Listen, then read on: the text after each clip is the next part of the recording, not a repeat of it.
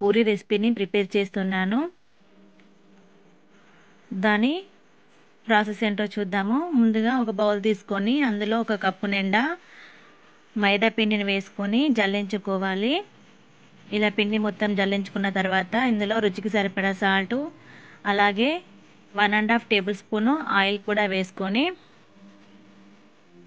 ఈ పిండిని ఒకసారి చక్కగా కలుపుకోవాలి. సాల్ట్ మొత్తము ఆయిల్ పిండికి పట్టే విధంగా ఇలా చక్కగా కలుపుకున్న తర్వాత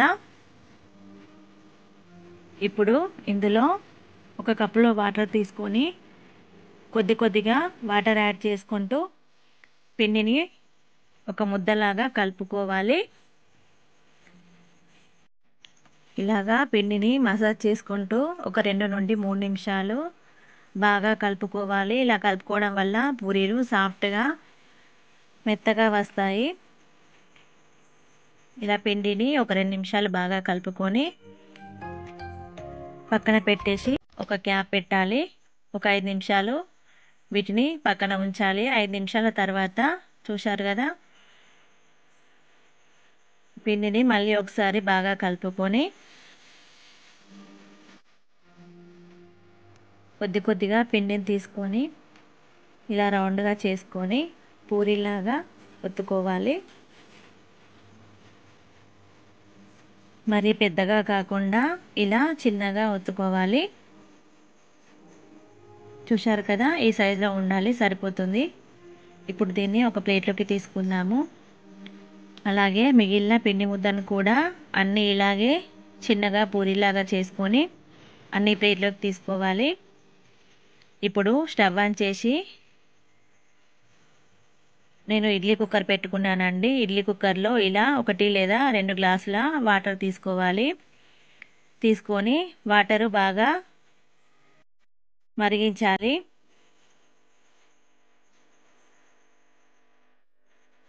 ఇలా వాటర్ మరుగుతున్నప్పుడు ఒక ఇడ్లీ పాత్రది తీసుకొని అందులో ఈ పూరీలన్నీ పెట్టుకోవాలి. మనం ఆయిల్ లేకుండా ఇడ్లీని ఇలా కుక్కర్లో ఉడకబెట్టుకొని ప్రిపేర్ చేసుకుంటున్నాము. ఇలా మొత్తం అన్ని పూరీలు పెట్టుకున్న తర్వాత ఈ ఇడ్లీ ట్రేని ఇందులో పెట్టేసి క్యాప్ పెట్టేసి స్టవ్ మొత్తం సిమ్లో పెట్టి ఒక 5 నిమిషాలు ఉడకనివ్వాలి. చూశారు కదా, ఇలా ఉంటుంది. ఇప్పుడు దీనికి వెనక వైపు కూడా టర్న్ చేసుకొని 2 వైపులా సమానంగా కుక్ అయ్యే విధంగా వెనక వైపు టర్న్ చేసుకోవాలి.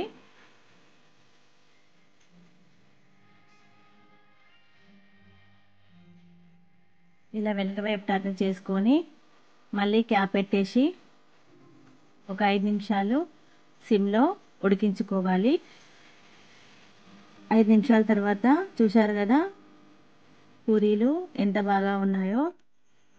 ఇప్పుడు ఒక మందపాటి ప్యాన్ తీసుకొని అందులో ఒక స్టాండ్ పెట్టుకోవాలి.